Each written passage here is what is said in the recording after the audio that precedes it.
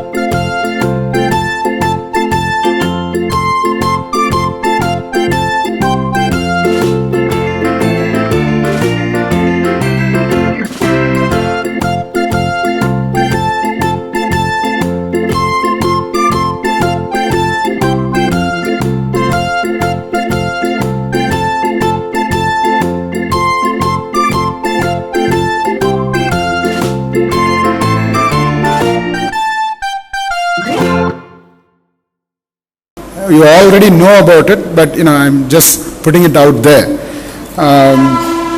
Of course, that's why in the hostel you cannot have any motorized vehicle, no two-wheelers, no cars, nothing is allowed. It's not that. There are many disadvantages of allowing motorized vehicles in the hostel. You probably already know that. The key issue there is we want the students to stay focused. You are here for a reason. You want to build a nice career. That's the primary goal. So you stay focused, don't get distracted. And this is the age, 16 to 21. This is the age where, some students get drifted away, get distracted. I don't need to elaborate all that. You probably know about it. So don't get distracted, stay focused. That's why we have all these rules and regulations to help you stay focused in your goals, in achieving your goals. The other thing which I wanted to mention is about ethics. Now, we have introduced a subject called ethics and values, which has been mandatory for all the students of VIT, and we have made it very innovative, where you will get to deal with ethical issues in a role play. You will get prepared posters. There are very innovative ways where we are teaching about ethics. But having said that, the ethics comes from within, right? Nobody can force ethics on you. They can all guide you. But as future citizens of this country and this world, you got to have strong ethics. What does education give you? That's a key question. One is knowledge. Anybody and everybody can attain knowledge and use it. But are you doing the right thing? We see so many scams these days, whether it's the politicians or officials or businessmen, everywhere. Every day you open the newspaper, you see a scam. It's in the previous days it used to be just the blue-collar crimes, right? People attacking with a knife point, gun point, and stealing away money. These days it's all white-collar crimes. Lakhs, you have heard of lakhs, then we heard of crores. These days we are hearing lakhs of crores. Can't even keep track of number of zeros in those numbers where money gets swindled. But as an educated society, what are we doing about it? Are we ethical? That's the point which I want each and every young mind here to think about. In the future, many of you may not get into government positions, but even in private industry there is corruption. You should tell yourself that I will not be corrupt. That's the main problem which is plaguing this nation. as students, as the future generation of this country, you should all take an oath to yourself. It's not for anybody else, for yourself. This is the country which our ancestors have fought hard and got it. We didn't get the freedom easy. So many lives have been sacrificed. But are we going to retain that freedom by making it grow and being ethical? And it's a very highly philosophical thought. I don't think you are too young to think about it. You are mature enough to think about such things. You should think about it, write about it, etc. So it's a thought which I wanted to just plant in your minds. The other issue which I wanted to mention is about being creative and innovative. The way you have been studying so far in most of the schools has been just by heart, they memorize and vomit back in the exam. That system has changed in VIT.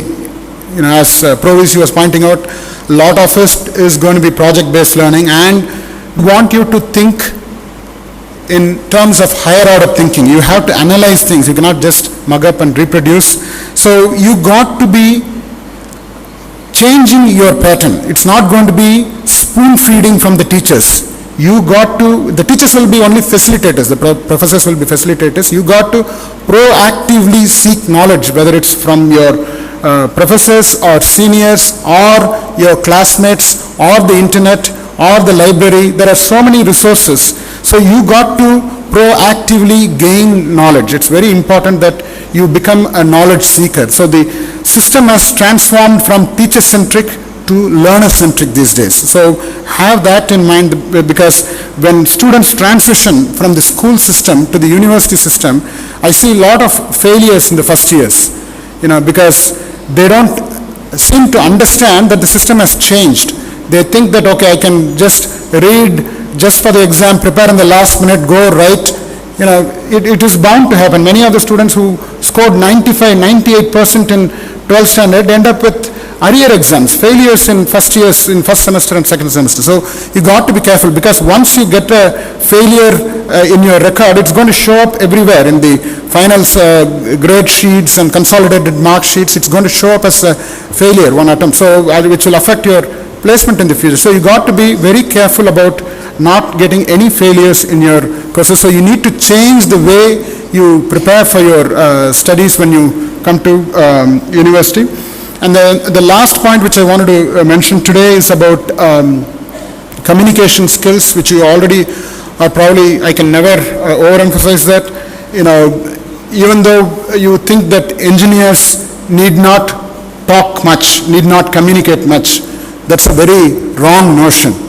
If you want to be a successful engineer, you need to communicate very well, because you are not going to work in isolation. You are going to be working in teams. In a team environment, communication is very essential. How do you communicate with your colleagues? How do you communicate with your manager? And more important, how do you communicate with your client? So that's about the work environment. Even before you get there, even for your placement, interviews and everywhere, you need to have good oral communication skills, and of course written communication skills also, and good listening skills. So these are all very important for you. I'm sure over a period these are going to be, you're going to be part of VIT where you will learn all this, because it's a very multicultural, cosmopolitan environment. So you try to make new friends and mix up with them. Don't just stick on to a particular group. Make new friends, and our FFCS will facilitate you to make new friends in each course. So these are some of the points which I wanted to mention to you. Remember what Gandhiji said: you should be the change you want to see in the world. Thank you.